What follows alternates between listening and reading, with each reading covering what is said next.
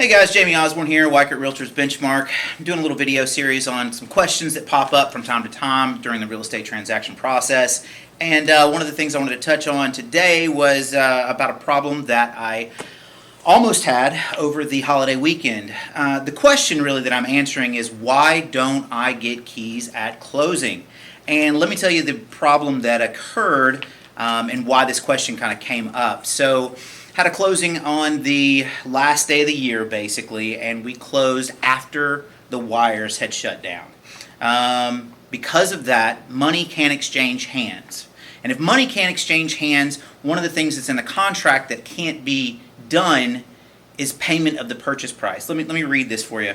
It says, possession to be given at closing as evidenced by delivery of warranty deed and payment of purchase price. So, if you sign all the documents, you have essentially closed.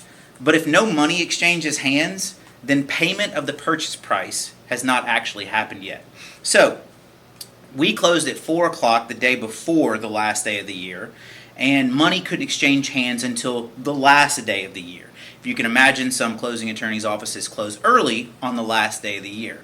We were able to make it happen, and keys exchanged hands and or whatnot. But if you close after the wires close, sometimes that's 2 o'clock, sometimes that's 3 o'clock, sometimes that's 4 o'clock. It depends on where you're at in the country and where the bank you bank with is located, that sort of thing. But if you close after the wires close, then the money from your lender that they wire to the attorney cannot then be wired to the seller's attorney.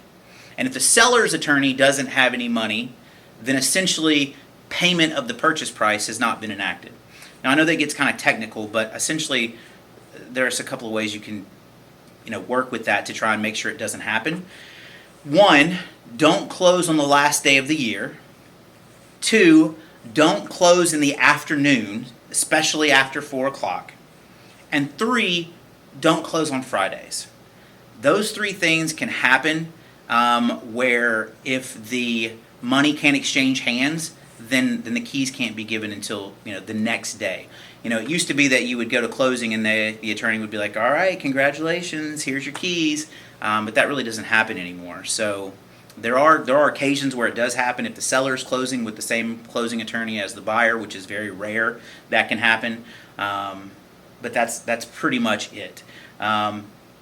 If you want to make sure that doesn't happen, if you write into your contract, hey, seller to close in the AM on the closing date and buyer to close in the AM on the closing date, then for the most part the money should be able to exchange hands before the wire shut off, which means that keys will be given the same day.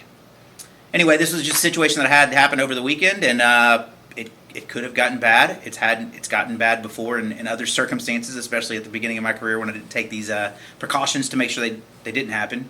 So I just want to tell you guys about it so you can be thinking about that. Have a good day.